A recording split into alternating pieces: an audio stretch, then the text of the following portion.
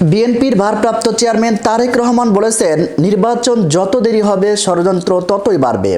সাবেক স্বৈরাচার দেশি বিদেশি প্রভুদের সঙ্গে মিলে ষড়যন্ত্র করেই চলছেন।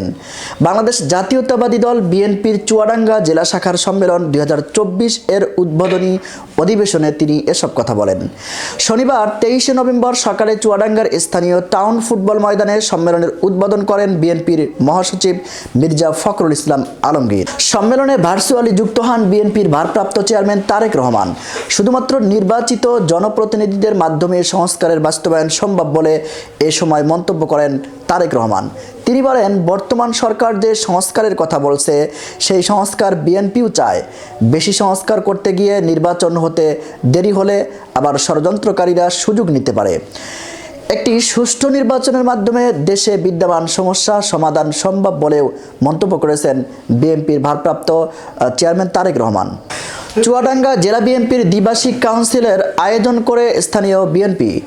সেখানে ভোটের মাধ্যমে সভাপতি ও সাধারণ সম্পাদক নির্বাচিত হয়।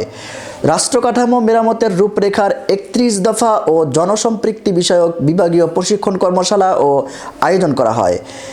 দীর্ঘ 25 বছর পর চুয়াডাঙ্গা জেলা বিএনপির এই সম্মেলন অনুষ্ঠিত হচ্ছে।